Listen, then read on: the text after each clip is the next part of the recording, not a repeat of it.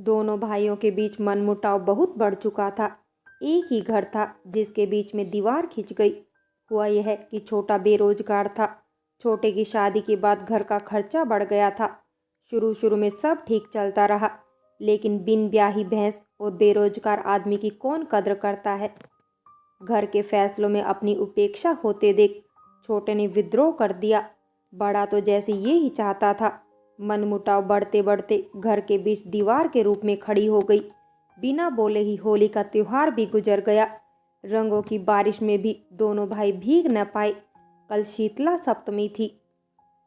घर घर से मीठे पकवान और तली हुई चीज़ों की सुगंध आ रही थी। शीतला सप्तमी के दिन गांव में चूल्हा नहीं जलता, बस बासी खाना ही खाया जाता है। लेकिन छोटा देखता है घर में तेल घी कुछ नहीं है, आटा भी खत्म होने को है।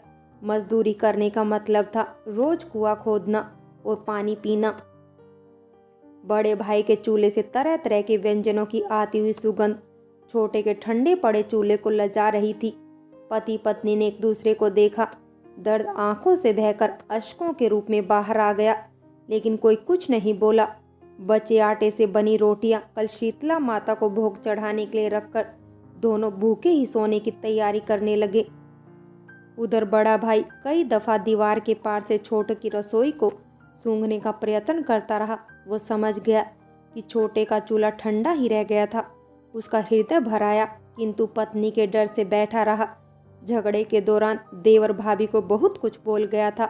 पत्नी का अपमान कैसे सहन करता, लेकिन खुद के घर में पकवानों के ढेर आज उसे लज्जा रहे थे।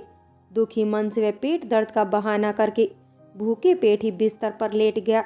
जल्दी ही उसकी आंख भी लग गई। कुछ ही समय बाद पत्नी ने जगाया। उसके हाथों में थाली में ढेर सारे पकवान सजाए हुए थे। वह बोली, लगता है छोटे का चूल्हा ठंडा ही रह गया है। कल नया दिन है, ये दे आओ छोटे को। आखिर एक ही घर के सदस्य तो हैं हम, और दोनों को बुला लाना। आज सब जन मिलकर खाएंगे। आपके पेट दर्द का सच समझती हूँ। पत्नी की ऐसी बातें सुनकर उसकी आंखों में आंसू आ गए। उसने दोनों भाइयों के बीच की दीवार को हटा दिया और वे फिर से एक हो गए।